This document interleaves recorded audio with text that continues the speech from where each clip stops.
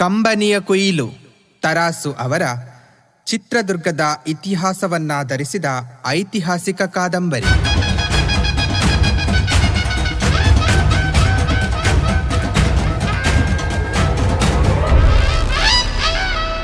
ಅಧ್ಯಾಯ 9. ಭುವನಪ್ಪನವರನ್ನು ಕಾಣಲು ಬಂದ ದಳವಾಯಿ ದೇಸಣ್ಣ.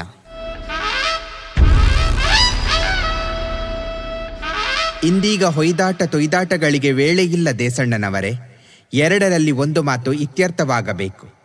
ತಮ್ಮ ಮಾತನ್ನು ಹೇಗಾದರೂ ದಕ್ಕಿಸಿಕೊಂಡು ದಳವಾಯಿಗಳು ಗಂಡುಗಳಂತೆ ಬಾಳಬೇಕು. ಇಲ್ಲವೇ ಮುಖದ ಮೇಲೆ ಸೆರಗೆಳೆದುಕೊಂಡು ತಾವು ಹೊತ್ತ ಮೀಸೆ ಬರೀ ಅಲಂಕಾರದ ವಸ್ತು ಎಂದು ಒಪ್ಪಿಕೊಂಡು ಮೂಲೆಯಲ್ಲಿ ಕೂಡಬೇಕು.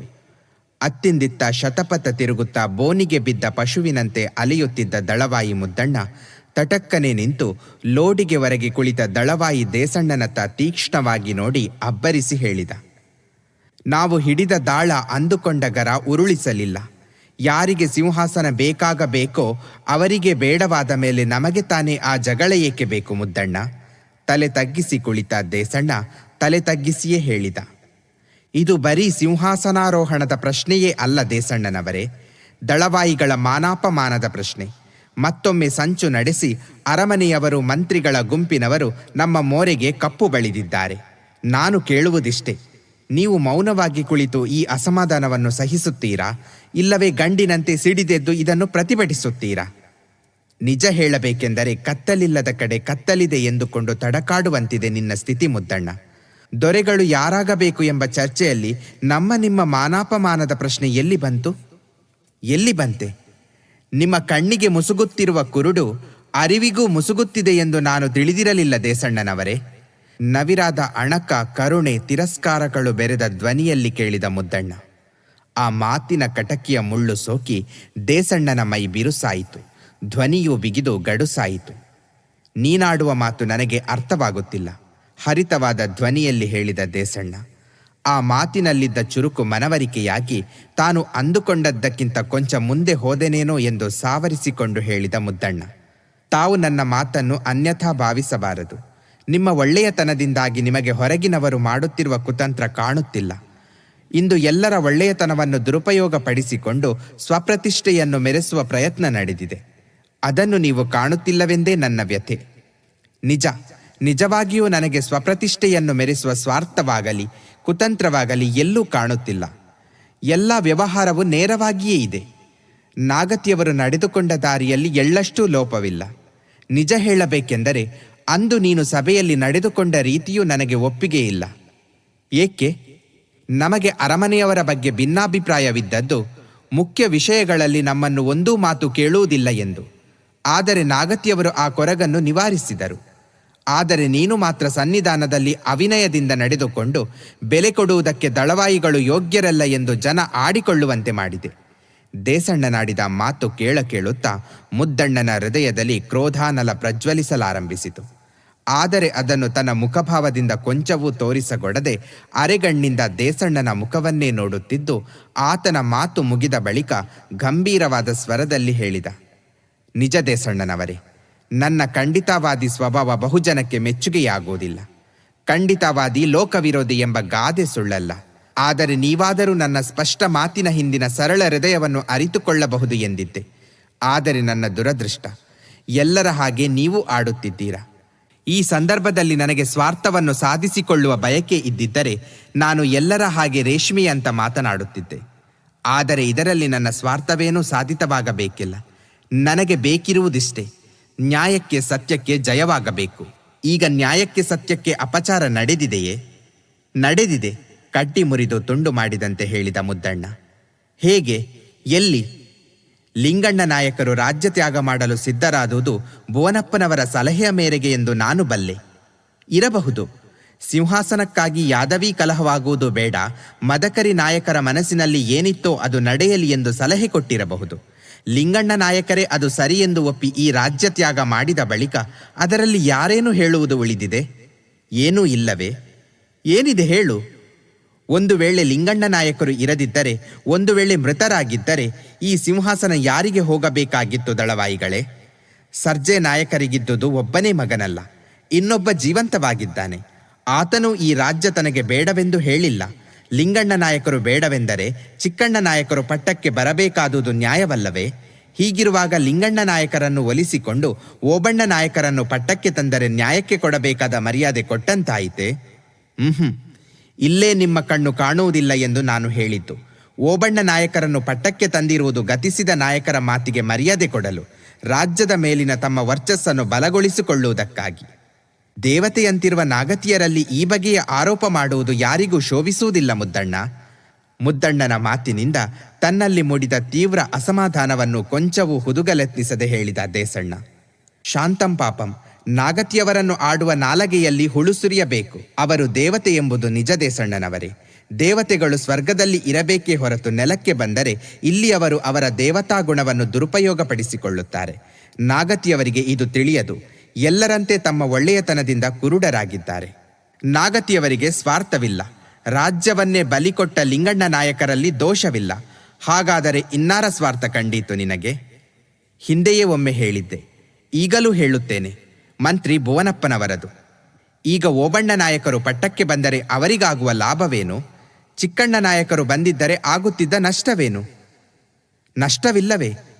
ಅವರಿಂದ ರಾಜ್ಯ ಪಡೆದ ಓಬಣ್ಣ ನಾಯಕರು ಅವರ ಕೈಗೊಂಬೆಯಾಗುತ್ತಾರೆ. ಚಿಕ್ಕಣ್ಣ ನಾಯಕರಾದರೆ ಅವರ ಹತ್ತಿರ ಇವರ ಬೇಳೆ ಬೇಯುವುದಿಲ್ಲ. ಚಿಕ್ಕಣ್ಣ ನಾಯಕರು ಅಣ್ಣನಂತೆ ಭೋಳೆ ಸ್ವಭಾವದವರಲ್ಲ. ಅವರಿಗೆ ಯಾರ ಯಾರ ಬೆಲೆ ಎಷ್ಟು ಎನ್ನುವುದು ಗೊತ್ತಿದೆ. ಅದಕ್ಕಾಗಿಯೇ ಈ ಸಭೆ ಕರೆಯುವ ನಾಟಕವಾಡಿ 10 ಜನದ ಕಣ್ಣಿಗೆ ಬೂದಿ ತೂರಿ ಚಿಕ್ಕಣ್ಣ ನಾಯಕರು ಪಟ್ಟಕ್ಕೆ ಬರುವುದನ್ನು ತಪ್ಪಿಸಿದ್ದು.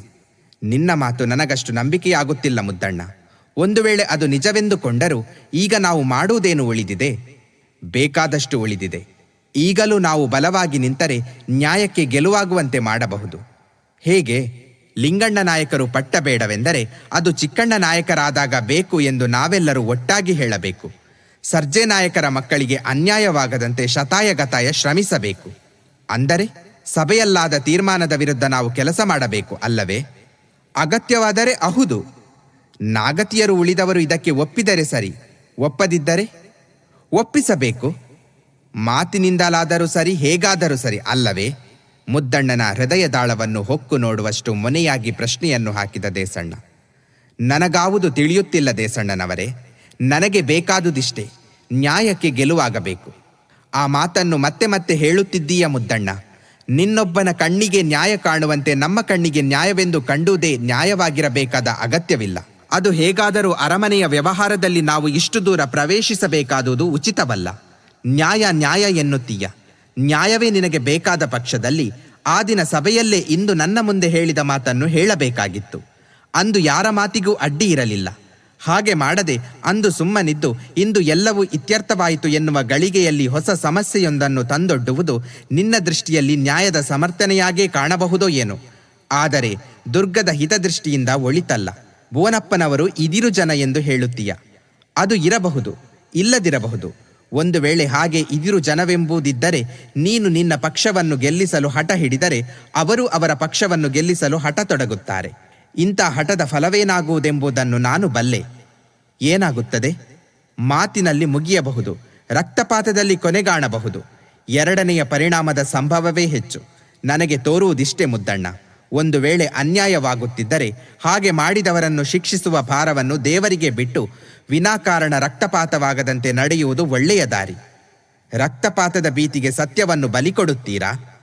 ಸತ್ಯದ ಮಾರ್ಗ ಬಹು ವಿಚಿತ್ರ ಮುದ್ದಣ್ಣ. ನನಗೆ ಕಂಡುವುದು ನನಗೆ ಸತ್ಯ, ನಿನಗೆ ಕಂಡುವುದು ನಿನಗೆ ಸತ್ಯ. ಈ ಎರಡರಲ್ಲಿ ಯಾವುದು ಸರಿ? ಈ ಎರಡು ಸತ್ಯಗಳ ತಿಕ್ಕಾಟದಲ್ಲಿ ಸತ್ಯ ಉದ್ಧಾರವಾಗುವುದಿಲ್ಲ. ಅದರ ಹೆಸರಿನಲ್ಲಿ ಜನರ, ಅದರಲ್ಲೂ ಹೆಚ್ಚಾಗಿ ನಿರಪರಾಧಿಗಳ ರಕ್ತಪಾತವಾಗುತ್ತದೆ. ಅಂಥ ರಕ್ತಪಾತಕ್ಕೆ ನಾನು ಬೆದರುತ್ತೇನೆ. ನಿರಪರಾಧಿಗಳ ರಕ್ತ, ಕಣ್ಣೀರು 7 ಜನ್ಮಕ್ಕೂ ಬೆನ್ನಟ್ಟಿ ಬರುವ ಭಯಂಕರ ಪಾಪ ಮುದ್ದಣ್ಣ. ರಕ್ತಪಾತವೆಂದರೆ ಯುದ್ಧದಲ್ಲೇ ಮೈ ಸವೆಸಿದ ದಳವಾಯಿಗಳಿಗೂ ದಿಗಿಲೆ? ನವಿರಾದ ವ್ಯಂಗ್ಯದ ಧ್ವನಿಯಲ್ಲಿ ಕೇಳಿದ ಮುದ್ದಣ್ಣ. ನಿಜ, ನನಗೆ ದಿಗಿಲು. ದಳವಾಯಿ ಯಾದುವುದರಿಂದಲೇ, ರಕ್ತದ ವೃಷ್ಟಿ ಕರೆವ ರಣದಲ್ಲಿ ಮೈ ಸವೆದುದರಿಂದಲೇ ನನಗಿಷ್ಟು ದಿಗಿಲು. ರಕ್ತದ ಬೆಲೆ ಏನೆಂಬುದು ಬೇರೆಯವರಿಗೆ ತಿಳಿಯುವುದು ಅಸಾಧ್ಯ ಮುದ್ದಣ್ಣ. ಆದರೆ ನನಗೆ ನಿನಗೆ ಗೊತ್ತು. ರಕ್ತದಲ್ಲಿ ಬಿತ್ತಿದ ಬೆಳೆಯನ್ನು ಕಂಬನಿಯ ಕಾಲುವೆ ಹರಿಸಿ ಬೆಳೆಸಬೇಕಾಗುವುದು ಎಂಬುದು ಬೇರೆಯವರಿಗೆ ಕಾಣದಿರಬಹುದು. ಆದರೆ ನನಗೆ ನಿನಗೆ ಅಂಗೈಯ ನೆಲ್ಲಿಕಾಯಿಯಷ್ಟು ಸ್ಪಷ್ಟವಾಗಿ ತಿಳಿದಿದೆ. ಒಂದೊಂದು ಬಾರಿ ಶತ್ರುವಿನ ಸಾಲುಗೊಲೆ ಮಾಡಿ ಗೆದ್ದೆವು ಎಂದುಕೊಂಡು ಬಂದಾಗಲೂ ಆ ಗೆಲುವು ಮುಂದಿನ ಯುದ್ಧಕ್ಕೆ ತಾಯಿಯಾದುದು ಈ ಅಲ್ಪ ಬಾಳಿನಲ್ಲೇ 4-6 ಬಾರಿ ಕಂಡಿದೆ. ಯುದ್ಧದಿಂದ ಕತ್ತಿಯಿಂದ ತೀರ್ಮಾನವಾದ ಮಾತು ಎಂದೂ ಶಾಶ್ವತವಾಗುವುದಿಲ್ಲ. ನೀನಿನ್ನು ಯುವಕ, ಅಷ್ಟು ರಕ್ತವನ್ನು ಸುರಿಸಿಯೂ ಇಲ್ಲ, ಸುರಿದುವುದನ್ನು ಕಂಡೂ ಇಲ್ಲ. ಅದಕ್ಕೆ ರಕ್ತ ಸುರಿಸುವುದು ಬಹಳ ಅಗ್ಗದ ಮಾತು ಎಂಬಂತೆ ಆಡುತ್ತೀಯ. ಆದರೆ ನಾನು ಹೇಳುತ್ತೇನೆ ಕೇಳು, ಇಷ್ಟು ರಕ್ತದ ಆತುರ ಬೇಡ. ಕಂಡವರ ರಕ್ತಕ್ಕೆ ಆತುರ ಪಡುವುದು ಬಲು ಸುಲಭ ಮುದ್ದಣ್ಣ. ಆದರೆ ಇಂದು ಪರರ ಮೈಯಿಂದ ಸುರಿದ ನೆತ್ತರು ನಾಳೆ ನಮ್ಮ ಮೈಯಿಂದ ಸುರಿಯುವ ನೆತ್ತರಿಗೆ ಮುನ್ನುಡಿ. ಆದುದರಿಂದ ಇಷ್ಟು ಹಠ ಬೇಡ. ನಮ್ಮ ಮನಸ್ಸಿನಲ್ಲಿ ಇದ್ದುದನ್ನು ನಿರ್ವಂಚನೆಯಾಗಿ ಹೇಳಿ ಆಯಿತು. ಮುಂದಿನದು ಶಿವನ ಚಿತ್ತ. ಆತನ ಮನಸ್ಸಿಗೆ ಬರದೆ ಯಾರು ಯಾರ ತಲೆ ಮೇಲಿಟ್ಟ ಕಿರೀಟವೂ ಉಳಿಯುವುದಿಲ್ಲ. ನನಗೆ ನಿನಗೆ ಕಾಣದ ಸತ್ಯವನ್ನು ಆತ ಕಾಣಬಲ್ಲ. ಆತನ ಮೇಲೆ ಭಾರ ಹಾಕಿ ಸುಮ್ಮನಿರು. ತನ್ನೊಳಗಿದ್ದ ಯಾವುದೋ ಶಕ್ತಿ ನುಡಿಸಿದವನಂತೆ ಹೇಳಿದ ದೇಸಣ್ಣ. ಮುದ್ದಣ್ಣ ಆತನ ಮಾತಿಗೆ ಅಡ್ಡಿ ಬರದೆ ಸುಮ್ಮನೆ ಕುಳಿತು ಕೇಳುತ್ತಿದ್ದ. ಆತನ ಮಾತು ಮುಗಿದ ಬಳಿಕ ಹೇಳಿದ, ಅಂತೂ ದೊಡ್ಡ ದಳವಾಯಿಗಳು ಬರಬರುತ್ತಾ ವೇದಾಂತಿಗಳಾಗುತ್ತಿರುವಂತಿದೆ. ಸರಿಯೇ, ಶಿವನ ಇಚ್ಛೆಗೆ ಯಾರು ಇದಿರು? ಅಂತೂ ನಮಗೂ 4 ಬುದ್ಧಿವಾದದ ಮಾತು ಹೇಳಿ ಉಪಕಾರ ಮಾಡಿದಿರಿ. ಸಭೆಗೆ ಹೋಗಿ ರೀತಿ ರಿವಾಜು ಕಲಿತಂತಾಯಿತು. ದಳವಾಯಿಗಳ ಹತ್ತಿರ ವೇದಾಂತ ಕಲಿತಂತಾಯಿತು. ಒಟ್ಟಿನ ಮೇಲೆ ನಾನಿನ್ನು ಕಲಿಯುವುದು ಬಹಳ ಇದೆ ಎಂದು ತಿಳಿದಂತಾಯಿತು. ಸರಿಯೇ, ಏನೋ ಮನಸ್ಸಿನಲ್ಲಿದ್ದುದನ್ನು ಒಳಗೆ ಇಟ್ಟುಕೊಳ್ಳುವ ವಿದ್ಯೆ ನನಗೆ ಬರದ ವಿದ್ಯೆ. ಅದಕ್ಕೆ ಇದ್ದ ವಿಚಾರವನ್ನು ಹೇಳಿದೆ. ದೊಡ್ಡ ದಳವಾಯಿಗಳು ಈಗ ನಡೆಯುತ್ತಿರುವುದೇ ಸರಿ, ಹೀಗೇ ಆಗಬೇಕು ಎಂದರೆ ಹಾಗೇ ಆಗಲಿ. ಅದರಲ್ಲಿ ನನಗೆ ನಷ್ಟವೂ ಇಲ್ಲ, ಲಾಭವೂ ಇಲ್ಲ. 10 ಜನರ ಹಿರಿಯರ ನಡುವೆ ನಾವು ಕಿರಿಯರು. ಅವರು ಸರಿಯೆಂದ ದಾರಿಯಲ್ಲಿ ನಡೆದರಾಯಿತು. ರಾಜ್ಯ ಯಾರದೋ ಅವರದಾಗಲಿ. ಈ ಕತ್ತಿ ಯಾರ ಉಳಿಗ ಮಾಡಬೇಕೋ ಅವರ ಉಳಿಗ ಮಾಡಲಿ. ಮುದ್ದಣ್ಣ ಇಷ್ಟು ಸುಲಭವಾಗಿ ತನ್ನ ಮಾತಿಗೆ ಒಪ್ಪುತ್ತಾನೆ ಎಂದು ದೇಸಣ್ಣ ನಂಬಿರಲಿಲ್ಲ. ಎಂತಲೇ ಅತಿ ಸರಳವಾಗಿ ಕಾಣುವ ಈ ಮಾತುಗಳ ಗರ್ಭದಲ್ಲಿ ಬೇರಾವುದೋ ಬ್ರಹ್ಮಾಂಡ ಅಡಗಿದೆ ಎನಿಸಿತು. ಆದರೆ ಅದನ್ನು ತಿಳಿದುಕೊಳ್ಳಲು ದಾರಿ ಇರಲಿಲ್ಲ. ಹೆಚ್ಚು ಕೇಳುವುದರಿಂದ ಉಪಯೋಗವಿಲ್ಲವೆನ್ನುವುದನ್ನರಿತು ದೇಸಣ್ಣ, ನನ್ನ ಮಾತು ನಿನಗೆ ಸರಿ ಎಂದು ತೋರಿದರೆ ಸರಿ, ಹಾಲಿಗೆ ಸಕ್ಕರೆ ಬೆರೆತಂತಾಯಿತು. ನಾನಿನ್ನು ಬರಲೇ ಎಂದು ಮಾತು ಮುಗಿಸಿ ಹೊರಡಲನುವಾದ. ಸರಿ, ಹೋಗಿ ಬನ್ನಿ ಎಂದ ಮುದ್ದಣ್ಣ. ದೇಸಣ್ಣ ಮಗ್ಗುಲಲ್ಲಿಟ್ಟಿದ್ದ ಪಾಗನ್ನು ತೆಗೆದು ತಲೆಗೆ ಧರಿಸಿಕೊಂಡು ಮುದ್ದಣ್ಣನಿಗೆ ನಮಸ್ಕಾರ ಮಾಡಿ ಹೊರಟ. ಆತ ಇಲ್ಲಿಯ ಸದ್ದು ಕೇಳದಷ್ಟು ದೂರ ಹೋಗುವವರೆಗೂ ಸುಮ್ಮನೆ ದಿಂಬಿಗೆ ಹೊರಗೆ ಕುಳಿತಿದ್ದ ಮುದ್ದಣ್ಣ ಆ ಬಳಿಕ, ಇನ್ನು ಹೊರಗೆ ಬರಬಹುದು ರಾಯಣ್ಣ ಎಂದ. ಆ ಮಾತು ಕೇಳಿದ ಕೂಡಲೇ ಹಜಾರದ ನಡುವೆ ಇಳಿಬಿಟ್ಟ ದಪ್ಪ ತೆರೆಯ ಮರೆಯಲ್ಲಿ ಕುಳಿತು ಇವರಿಬ್ಬರ ಮಾತನ್ನು ಕೇಳಿಸಿಕೊಳ್ಳುತ್ತಿದ್ದ ರಾಯಣ್ಣ ಹೊರಬಂದ. ದೊಡ್ಡ ದಳವಾಯಿಗಳ ಮಾತನ್ನು ಕೇಳಿದೆಯ ರಾಯಣ್ಣ? ಕೇಳಿದೆ. ಹಾಗಾದರೆ ಇನ್ನು ನಮಗೆ ಬಾಕಿ ಉಳಿದಿರುವುದು ಸನ್ಯಾಸ ಸ್ವೀಕಾರಕ್ಕೆ ಸಿದ್ಧತೆ ಮಾಡಿಕೊಳ್ಳುವುದೊಂದೇ ಅಲ್ಲವೇ? ಪಕ್ಕಕ್ಕೆ ಬಂದು ಕುಳಿತ ತಮ್ಮನತ್ತ ಅರ್ಥಗರ್ಭಿತ ನೋಟದಿಂದ ನೋಡುತ್ತಾ ವಿಷಮಿಶ್ರಿತವಾದ ನಗು ನಕ್ಕು ಕೇಳಿದ ಮುದ್ದಣ್ಣ. ದೊಡ್ಡ ದಳವಾಯಿಗಳ ಮಾತು ಕೇಳಿದರೆ ಹಾಗೇ ತೋರುತ್ತದೆ. ಏಕೋ ಅವರಿಗೆ ವೇದಾಂತದ ಹುಚ್ಚು ಹಿಡಿದ ಹಾಗಿದೆ. ಹೌದು ಹೌದು, ಅವರು ಈ ಲೋಕದಿಂದ ತೆರಳುವ ದಿನ ದೂರವಿಲ್ಲವೆಂದೇ ನನಗೂ ತೋರುತ್ತದೆ ಎಂದವನೇ ಮುದ್ದಣ್ಣ ಕೆಣಕಿದ ಸರ್ಪದಂತೆ ಸೆಟೆದು ಕುಳಿತು ನೋಟದಲ್ಲಿ ನಂಜು ಉರಿಯನ್ನು ಕಾರುತ್ತಾ ಗುಡುಗಿದ. ರಾಯಣ್ಣ, ಇಂದಿನಿಂದ ದೊಡ್ಡ ದಳವಾಯಿಗಳ ಮೇಲೂ ಒಂದು ಕಣ್ಣಿರಲಿ. ನನ್ನ ದಾರಿಯಲ್ಲಿ ಅಡ್ಡ ಬಂದವರು ಯಾರೂ ಉಳಿಯಕೂಡದು. ಅರ್ಥವಾಯಿತೆ? ಅರ್ಥವಾಯಿತು. ನನಗೆ ಕತ್ತಿಯ ಆತುರ, ರಕ್ತದ ಹುಚ್ಚು ನಿಜ ರಾಯಣ್ಣ. ದೊಡ್ಡ ದಳವಾಯಿಗಳ ಮಾತು ನಿಜ. ಇಂದು ನನಗೆ ದೊಡ್ಡ ದಳವಾಯಿಗಳ ರಕ್ತದ ಹುಚ್ಚು ಹಿಡಿದಿದೆ. ತನ್ನ ದಾರಿಗೆ ಅಡ್ಡವಾದವರ ಎದೆಯ ರಕ್ತ ಬಸಿಯದ ಹೊರತು ಈ ಹುಚ್ಚು ತೀರುವುದಿಲ್ಲ. ಹೋಗು, ದೊಡ್ಡ ದಳವಾಯಿಗಳ ಹಿಂದೆಯೂ ಒಬ್ಬ ಬೇಹುಗಾರನಿರಬೇಕೆಂಬ ನಮ್ಮ ಕಟ್ಟಪ್ಪಣೆಯನ್ನು ತಿಳಿಸು ನಮ್ಮ ದಳದವರಿಗೆ. ಇಂದಿನಿಂದ ಬೇಹು ಬಲವಾಗಬೇಕು ರಾಯಣ್ಣ. ಇಂದು ದಳವಾಯಿಗಳು ಬಿಚ್ಚು ಮಾತಾಡಿ ನಮಗೇ ಮಹೋಪಕಾರ ಮಾಡಿದ್ದಾರೆ. ನಮ್ಮ ಶತ್ರುಗಳು ಅರಮನೆಯಲ್ಲಿ ಮಾತ್ರವೇ ಅಲ್ಲ ಇರುವುದು, ನಮ್ಮ ಪಾಳೆಯದಲ್ಲೂ ಅದು ಸುಳಿಯುತ್ತಿರಬಹುದು ಎಂದು ತೋರಿಸಿಕೊಟ್ಟಿದ್ದಾರೆ. ಈ ಉಪಕಾರಕ್ಕೆ ತಕ್ಕ ಕೃತಜ್ಞತೆ ಎಂದರೆ ಅಡ್ಡವಾದರೆ ಮೊದಲು ಅವರ ತಲೆ ಉರುಳಿಸುವುದು ಎಂದು ಮುದ್ದಣ್ಣನ ಹೃದಯದಲ್ಲಿದ್ದ ಭಾವನೆಯೇ ಮಾರ್ನುಡಿದಂತೆ ಹೇಳಿದ ರಾಯಣ್ಣ.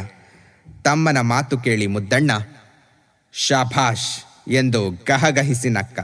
ಈ ನಗುವಿನ ಉಗ್ರತೆಗೆ ಚಾವಣಿಯನ್ನು ಹೊತ್ತ ತೇಗದ ಜಂತೆಗಳು ನಡುಗಿದುವು. ಮಧ್ಯಾಹ್ನದ ಊಟದ ಬಳಿಕ ನಿದ್ರೆಯನ್ನು ಮುಗಿಸಿ ಆಗತಾನೆ ಎದ್ದ ಭುವನಪ್ಪನವರು ತೊಡೆಯ ಮೇಲೆ ಕುಳಿತ ಮೊಮ್ಮಗನೊಂದಿಗೆ ಸರಸವಾಡುತ್ತಾ ಮೆತ್ತೆ ಹಾಸಿದ ಉಯ್ಯಾಲೆಯಲ್ಲಿ ತೂಗಿಕೊಳ್ಳುತ್ತಿರುವಾಗ ಆಳು ಬಂದು, ದೊಡ್ಡ ದಳವಾಯಿ ದೇಸಣ್ಣನವರು ಕಾಣಲು ಬಂದಿದ್ದಾರೆ ಎಂದು ಹೇಳಿದ. ಇಲ್ಲೇ ಬರಲಿ, ಒಳಗೆ ಕರೆದುಕೊಂಡು ಬಾ ಎಂದು ಆಳಿಗೆ ಅಪ್ಪಣೆ ಮಾಡಿದರು. ದೊಡ್ಡ ದಳವಾಯಿಗಳು ಬಂದಿದ್ದಾರೆ ಎಂದು ಕೇಳುತ್ತಲೇ ಅವರಿಗೆ ತೊಡೆಯ ಮೇಲೆ ಕುಳಿತ ಮೊಮ್ಮಗ, ತೂಗುತ್ತಿರುವ ಉಯ್ಯಾಲೆ ಎಲ್ಲವೂ ಮರೆತು ಹೋಗಿ ಸಂಸಾರ ಸ್ವರ್ಗದಲ್ಲಿ ಸ್ವಚ್ಛಂದವಾಗಿ ವಿಹರಿಸುತ್ತಿದ್ದ ಅವರ ಮನಸ್ಸು ಮತ್ತೆ ರಾಜಕಾರಣದ ಮರಳುಗಾಡಿಗೆ ಇಳಿಯಿತು. ಹಾಗೆ ಅವರ ಹೃದಯ, ಸ್ವಾಮಿ ಭೂತನಾಥೇಶ್ವರ, ಎಂದು ಈ ಬಂಧನದಿಂದ ಬಿಡುಗಡೆ ಮಾಡಿ ನಿನ್ನ ಸೇವೆಗೆ ಕರೆದುಕೊಳ್ಳುತ್ತೀಯಾ ಎಂದು ಬೇಡಿತು. ಅವರ ಮನಸ್ಸು ಇನ್ನೂ ಆ ಭಾವನೆ ನಿರ್ಮಿಸಿದ ಲೋಕದಲ್ಲಿರುವಾಗಲೇ ದೇಸಣ್ಣ ಒಳಗೆ ಬಂದು ವಂದಿಸಿದ. ಕುಳಿತುಕೊಳ್ಳಿ ದೇಸಣ್ಣನವರೇ, ಬಿಸಿಲಿನಲ್ಲೇ ತುಂಬ ದೂರ ಬಂದಿರಿ. ಮನೆಯಲ್ಲಿ ಎಲ್ಲರೂ ಕುಶಲವೇ? ಶಿವನ ದಯೆ, ಎಲ್ಲವೂ ಕ್ಷೇಮ. ಆ ಮಾತು ಕೇಳಿ ತುಂಬ ಸಂತೋಷವಾಯಿತು. ಅಪ್ಪಣೆಯಾಗಲಿ, ನನ್ನಿಂದ ಏನಾಗಬೇಕಿತ್ತು? ಬಹುದಿನಗಳಿಂದಲೂ ತಮ್ಮನ್ನೊಂದು ಮಾತು ಕೇಳಬೇಕೆಂಬ ಬಯಕೆ ಇತ್ತು. ಈ ದಿನ ಏಕೋ ಆ ಬಯಕೆ ತುಂಬ ಬಲವಾಯಿತು. ತೊಂದರೆಯಾಗದಿದ್ದರೆ ಕೇಳಿಯೇ ಬಿಡೋಣವೆಂದು ಬಂದೆ. ಬಹಳ ಒಳ್ಳೆಯದು ಮಾಡಿದಿರಿ. ಏನು ಮಾತು ಹೇಳಿ, ನನಗೆ ಸಂಬಂಧಿಸಿದ್ದೋ ಅಥವಾ ಅಧಿಕಾರಕ್ಕೆ ಸಂಬಂಧಿಸಿದ್ದೋ? ಎರಡಕ್ಕೂ ಸೇರಿದ ಮಾತು. ಸರಿ, ಹಾಗಾದರೆ ಕೊಂಚ ತಡೆಯಿರಿ. ಈ ಮಗುವನ್ನು ಒಳಗೆ ಬಿಟ್ಟು ಬರುತ್ತೇನೆ. ಮುಂದೆ ಇವನ ಹಣೆಯಲ್ಲಿ ಏನು ಬರೆದಿದೆಯೋ, ಈಗಿನಿಂದಲೇ ಈ ರಾಜಕಾರಣವೆಲ್ಲ ಏಕೆ ಅವನ ಕಿವಿಯ ಮೇಲೆ ಬೀಳಬೇಕು ಎಂದು ಭುವನಪ್ಪನವರು ತೊಡೆಯ ಮೇಲಿದ್ದ ಮೊಮ್ಮಗನನ್ನು ಎತ್ತಿಕೊಂಡು ಒಳಗೆ ಹೋದರು. ದೇಸಣ್ಣ ಅವರು ಹಿಂತಿರುಗುವುದನ್ನೇ ಕಾಯುತ್ತಾ ಕುಳಿತ. ಕೆಲಸವಿಲ್ಲದೆ ಕುಳಿತ ಅವನ ಕಣ್ಣು ಕುಳಿತ ಸ್ಥಳದಲ್ಲೆಲ್ಲ ಓಡಿಯಾಡಿ ನೋಡಿತು. ಭುವನಪ್ಪನವರು ದುರ್ಗದ ಸಂಸ್ಥಾನದ ಪ್ರಧಾನ ಸಚಿವರು. ಆ ಪಟ್ಟ ಅವರಿಗೆ ವಂಶ ಪಾರಂಪರ್ಯವಾಗಿ ಬಂದಿತು.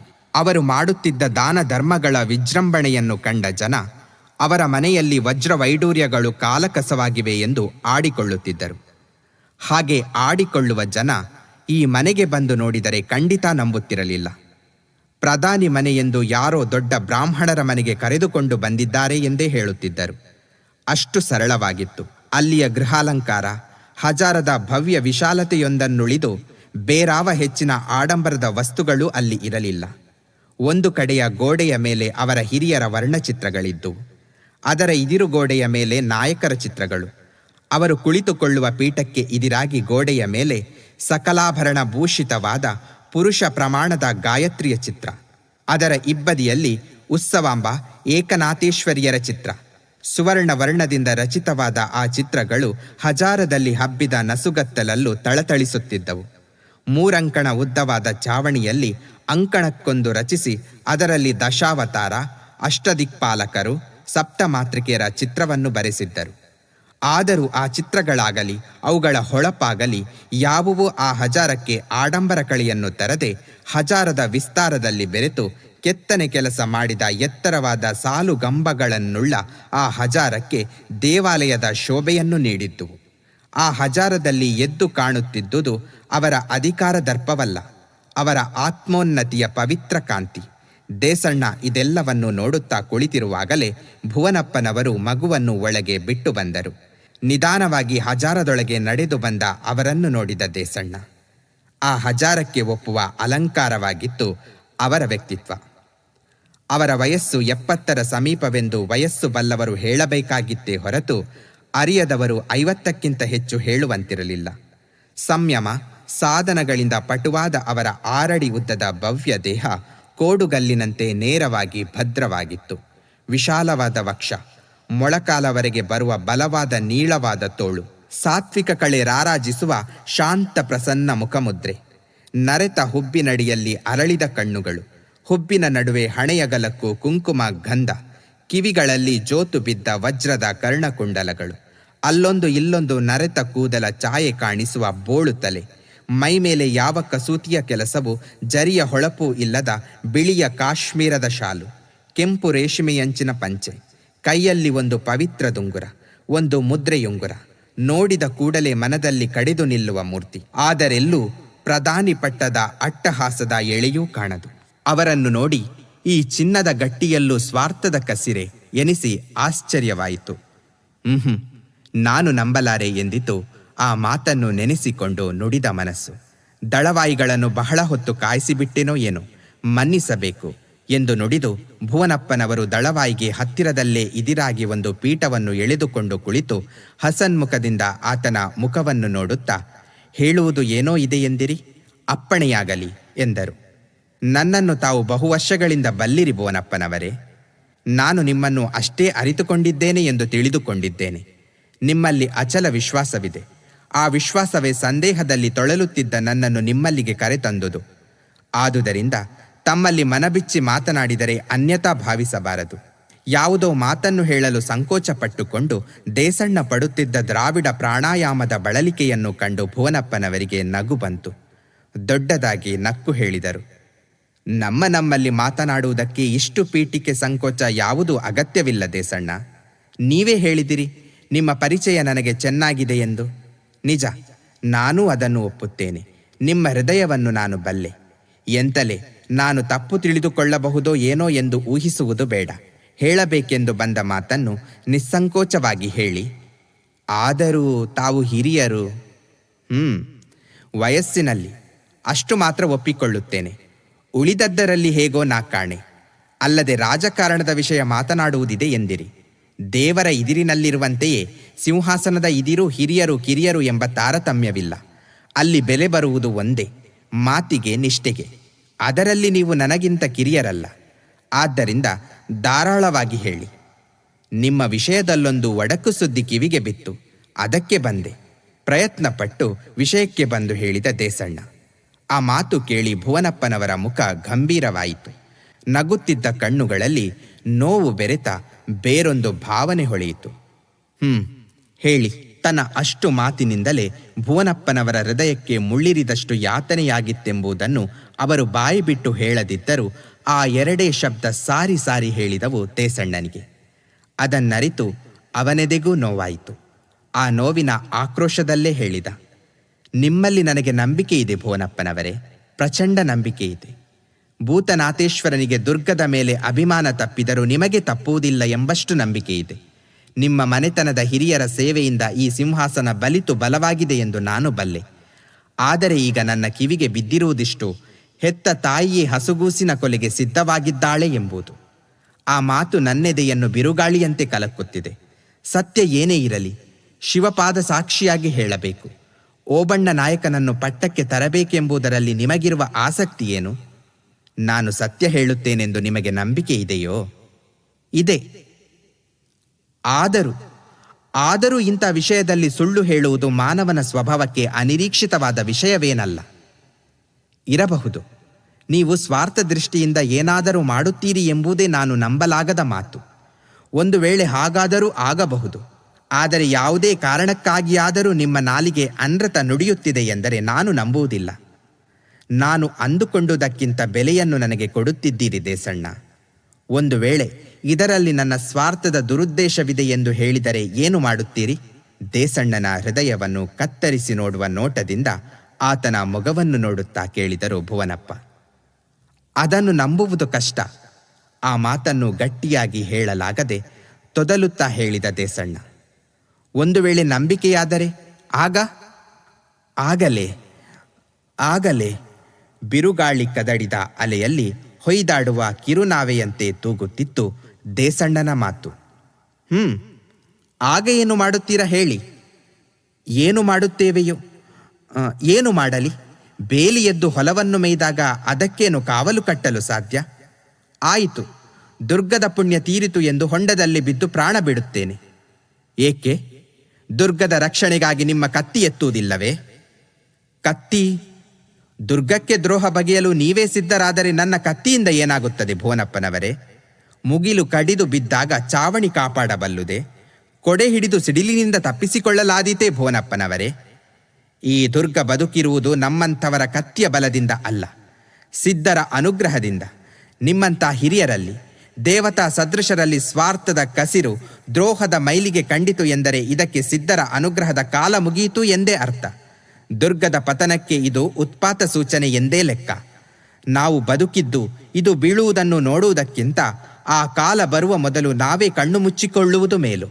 ಅದಕ್ಕೆ ಹೊಂಡಕ್ಕೆ ಹಾರಿಕೊಳ್ಳುತ್ತೇನೆ ಎಂದದ್ದು.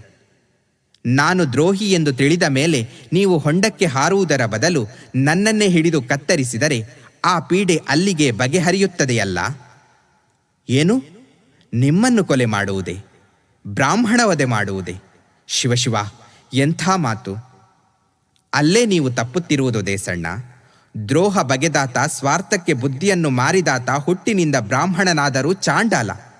ಅಂಥವರ ವಧೆಯಿಂದ ಬ್ರಹ್ಮಹತ್ಯಾ ಪಾಪ ತಟ್ಟುವುದಿಲ್ಲ. ಎಲ್ಲಿಯವರೆಗೆ ಬ್ರಾಹ್ಮಣ ಹೃದಯ ಲೋಕ ಸಮಸ್ತ ಸುಖಿನೋ ಭವಂತು ಎಂಬುದೇ ಗಾಯತ್ರಿ ಎಂದು ತಿಳಿದು ಜಪಿಸುತ್ತಿರುತ್ತದೆಯೋ, ಎಲ್ಲಿಯವರೆಗೆ ಅವನ ತ್ರಿಕರಣಗಳು ಆಡಿದ ಪವಿತ್ರ ಮಂತ್ರಾರ್ಥವನ್ನು ನಿತ್ಯಾನುಷ್ಠಾನದಿಂದ ಕಾಪಾಡುತ್ತಿರುವುದೋ ಅಲ್ಲಿಯವರೆಗೂ ಬ್ರಾಹ್ಮಣ ಅದು ತಪ್ಪಿದಂದು ಅವನು ಕರ್ಮಚಾಂಡಾಲ. ಕರ್ಮ ಭ್ರಷ್ಟರ ಸಂಹಾರ ದೇವತಾ ಪೂಜೆಯಷ್ಟೇ ಪವಿತ್ರವಾದ ಕರ್ತವ್ಯ ದೇಸಣ್ಣ. ಸಂಪ್ರದಾಯಕ್ಕೆ ಶರಣಾಗಿ ಕರ್ಮಲೋಪಕ್ಕೆ ಎಡೆಗೊಟ್ಟರೆ ಆಗ ಲೋಕ ಹಾನಿಯಾಗುತ್ತದೆ. ರಾವಣನು ಬ್ರಾಹ್ಮಣನೇ, ಋಷಿಪುತ್ರ, ಶಿವಭಕ್ತ. ಆದರೂ ಕರ್ಮಲೋಪವಾದಾಗ ಸ್ವಾಮಿ ಶ್ರೀರಾಮಚಂದ್ರನು ಅವನನ್ನು ಕೊಂದು ಲೋಕವನ್ನು ರಕ್ಷಿಸಬೇಕಾಯಿತು. ಆತನಿಗೆ ತಿಳಿಯದ ಧರ್ಮ ಇದೆಯೇ ದೇಸಣ್ಣ? ಆದುದರಿಂದ ಅಗತ್ಯ ಒದಗಿದರೆ, ಅನಿವಾರ್ಯವೆಂದು ಕಂಡುಬಂದರೆ ತಾವು ಅದಕ್ಕೂ ಹಿಂಜರಿಯಬಾರದು. ಶುಷ್ಕ ಸಂಪ್ರದಾಯಕ್ಕೆ ಹೆದರಿ ಕ್ಲಬ್ಯಕ್ಕೆ ಮನ ಮಾರಬಾರದು. ಘಂಟಾನಾದದಂತೆ ಸ್ಪಷ್ಟವಾಗಿ ಆಡಿದರು ಭುವನಪ್ಪನವರು. ಅವರ ಒಂದೊಂದು ಮಾತು ಅಸ್ಫೋಟನೆಯ ಆಘಾತದಂತೆ ದೇಸಣ್ಣನ ಹೃದಯವನ್ನು ಅಪ್ಪಳಿಸುತ್ತಿತ್ತು. ಅದನ್ನು ಕೇಳಿ ಗರಬಡಿದವನಂತಾದ ದೇಸಣ್ಣ. ಈ ಮಾತಿಗೆ ಉತ್ತಮವಾಗಿ ಮರುಮಾತು ಆತನ ನಾಲಗೆಯಿಂದ ಹೊರಬರಲಿಲ್ಲ. ಆ ಮಾತುಗಳನ್ನು ಆಡುತ್ತಿರುವವರೆಗೂ ಭುವನಪ್ಪನವರ ಗೌರವರ್ಣದ ಮೊಗವನ್ನು ಆವರಿಸಿದ್ದ ಉದ್ವೇಗದ ಕೆಂಪು ಆ ಮಾತು ಮುಗಿಯುತ್ತಿದ್ದಂತೆಯೇ ಹರಿದು ವಾತ್ಸಲ್ಯದ ಶಾಂತ ಮೋಹಕ ಬೆಳಕು ಹರಡಿತು. ನನ್ನ ಮಾತು ಕೇಳಿ ಗಾಬರಿಯಾಯಿತೆ ದೇಸಣ್ಣ. ಸತ್ಯವನ್ನು ಹೇಳಬೇಕೆಂದು, ಸತ್ಯವನ್ನು ಕೇಳಬೇಕೆಂದು ಬಂದೆ. ಸತ್ಯಾರಾಧನೆ ತುಂಬ ಉಗ್ರವಾದ ಉಪಾಸನೆ ದೇಸಣ್ಣ. ಈ ದೇವಿಯ ಉಪಾಸಕರ ಭಯಂಕರ ದೃಶ್ಯವನ್ನು ನೋಡಲು ಸಿದ್ಧರಾಗಿರಬೇಕು. ಎಂಥ ಬಲಿಯನ್ನು ಕೇಳಿದರೂ ಕೊಡಲು ತಯಾರಾಗಿರಬೇಕು. ಹಾಗಿದ್ದರೆ ಈ ದೇವ ಒಲಿಯುವುದು. ಇದೇನು ಮಾತು ಭುವನಪ್ಪನವರೇ? ಭಯ, ಶೋಕ, ನಿರಾಶೆಗಳ ಪ್ರಚಂಡ ಪ್ರವಾಹದಲ್ಲಿ ಕೊಚ್ಚಿ ಹೋಗುತ್ತಾ ಕೇಳಿದ ದೇಸಣ್ಣ. ಹಾಗಾದರೆ ದುರ್ಗದ ಪುಣ್ಯ ತೀರಿತೆ? ಆ ಮಾತನ್ನು ಆಡುವುದರಿಂದಲೇ ಆತನ ಹೃದಯವನ್ನು ಬೆಂಕಿಯ ಕೈಗಳು ಹಿಂಡಿದಂತಾಗಿ ಕಣ್ಣಲ್ಲಿ ಹನಿ ತುಂಬಿತು. ಸದ್ಯಕ್ಕೆ ಅಂತ ಭಯ ಬಂದಿಲ್ಲ ದೇಸಣ್ಣ. ಏನಾದರೂ ಅನೃತವನ್ನು ನುಡಿಯುವುದಿಲ್ಲ ಎಂದು ಹೇಳಿದೆ. ನಂಬಿಕೆಯ ಮಾತಿಗೆ ಋಣಿಯಾಗಿದ್ದೇನೆ. ನಾನು ಅಸತ್ಯವನ್ನು ಹೇಳುವುದಿಲ್ಲ. ಅಷ್ಟೇ ಮಟ್ಟಿಗೆ ನನ್ನಲ್ಲಿ ಸ್ವಾರ್ಥದ ಲವಲೇಶವೂ ಇಲ್ಲ. ದುರ್ಗದ ನೀರು ಕುಡಿದ ಈ ಮೈ ಜಗತ್ತೇ ತಲೆಕೆಳಗಾದರೂ 3 ಲೋಕಗಳೇ ಇದಿರು ಬಂದರೂ ದುರ್ಗಕ್ಕೆ 2 ಬಗೆಯುವುದಿಲ್ಲ. ಈ ಘಟ ಇರುವವರೆಗೂ ದುರ್ಗದ ಮೈಯ ಕೂದಲು ಕೊಂಕಲು ಬಿಡುವುದಿಲ್ಲ. ದುರ್ಗಕ್ಕೆ ದ್ರೋಹ ಬಗೆಯಬೇಕೆನ್ನುವವರು ನನ್ನ ಶವದ ಬತೇರಿಯ ಮೇಲೆ ದ್ರೋಹದ ಬಾವುಟ ಹಾರಿಸಬೇಕು ದೇಸಣ್ಣ. ನಾನು ಬ್ರಾಹ್ಮಣ, ವೃದ್ಧ. ಆದರೂ ನನ್ನ ದೇಹದಲ್ಲಿ ಕೊನೆಯ ಹನಿ ರಕ್ತ ಇರುವವರೆಗೂ ದುರ್ಗಕ್ಕೆ ಕೇಡಾಗಲು ಬಿಡುವುದಿಲ್ಲ. ಆದುದರಿಂದ ನನ್ನಲ್ಲಿ ಅಂತ ಅಪನಂಬಿಕೆ ಬೇಡ. ಅಷ್ಟು ಹೇಳಿ ನನ್ನನ್ನು ಬದುಕಿಸಿದಿರಿ ಭುವನಪ್ಪನವರೇ. ಮೊದಲು ನೀವಾಡಿದ ಮಾತು ಕೇಳಿ ನನ್ನ ಕೈಕಾಲ ನರವೇ ಉಡುಗಿ ಹೋಗಿತ್ತು. ಈಗ ನಂಬಿಕೆಯಾಯಿತೆ? ಆಯಿತು. ಮತ್ತೆ ಅಪನಂಬಿಕೆ ಸುಳಿಯುವುದಿಲ್ಲವೇ? ದೇವರೇ ಬಂದು ಹೇಳಿದರೂ ಇಲ್ಲ. ಆ ಮಾತು ಕೇಳಿ ದೊಡ್ಡ ಉಪಕಾರ ಮಾಡಿದಿರಿ ದೇಸಣ್ಣ. ನಿಮ್ಮ ಬಾಯಿಂದ ಅಪವಾದದ ಮಾತು ಕೇಳಿ ಈ ಜೀವ ಪಾತಾಳಕ್ಕಿಳಿದು ಹೋಗಿತ್ತು. ಆ ಅಪರಾಧವನ್ನು ಮನ್ನಿಸಬೇಕು. 6 ಅಡಿಯ ಮೈಯನ್ನು ಗೇಣುದ್ದ ಮಾಡಿಕೊಂಡು ನುಡಿದ ದೇಸಣ್ಣ. ಅದು ಅಪರಾಧವಲ್ಲ, ಅಪಚಾರವಲ್ಲ, ಉಪಕಾರವೇ ಆಯಿತು ಎಂದು ಹೇಳಿದೆನಲ್ಲ. ಅಪನಂಬಿಕೆಯ ಮಾತಾಡಿ ನಿಮ್ಮೆದೆಯನ್ನು ಇರಿದುದು ಉಪಕಾರವೇ? ನಿಜ. ಆಗಾಗ ಓರೆ ಹಚ್ಚದೆ ಬಂಗಾರದ ಬೆಲೆ ತಿಳಿಯುವುದಿಲ್ಲ. ಎಳೆದೆಳೆದು ನೋಡಿ ಹೊಸೆದಾಗಲೇ ದಾರ ಬಲವಾಗುವುದು. ನಿಮ್ಮ ಮಾತಿಗೆ ಇದಿರು ಹೇಳುವ ಶಕ್ತಿ ನನಗಿಲ್ಲ. ಹೇಗೋ ಇಷ್ಟು ಕೇಳಿ ನಿಮ್ಮ ಮನಸ್ಸು ನೋಯಿಸಿದೆ. ಇನ್ನೂ ಒಂದು ಕೇಳಬೇಕಾದ ಮಾತಿದೆ. ಅಪ್ಪಣೆಯಾದರೆ ಕೇಳಿ ಹೃದಯವನ್ನು ಹಗುರಾಗಿಸಿಕೊಳ್ಳುತ್ತೇನೆ. ಕೇಳಿ. ಏನು ಕೇಳಲು ಅಡ್ಡಿ ಇಲ್ಲ. ಲಿಂಗಣ್ಣ ನಾಯಕರು ಪಟ್ಟಕ್ಕೆ ಬರದಂತೆ ನೀವು ಸಂಚು ಮಾಡಿದಿರಾ? ಸಂಚು? ಒಂದು ರೀತಿಯಲ್ಲಿ ಅದು ಒಂದು ಸಂಚೆ ಅನ್ನಿ. ಆದರೆ ನಾನು ಮಾಡಲಿಲ್ಲ. ಮತ್ತಾರು? ಲಿಂಗಣ್ಣ ನಾಯಕರ ವಿಧಿ. ಅಂದರೆ? ಭುವನಪ್ಪನವರ ಮಾತು ಅರ್ಥವಾಗದೆ ತೊಳಲುತ್ತಾ ಕೇಳಿದ ದೇಸಣ್ಣ. ಮುಂದಿನ ಸಂಚಿಕೆಯಲ್ಲಿ ಮತ್ತೆ ಭೇಟಿಯಾಗೋಣ. ಅಲ್ಲಿಯವರೆಗೆ ನಮಸ್ಕಾರಗಳು.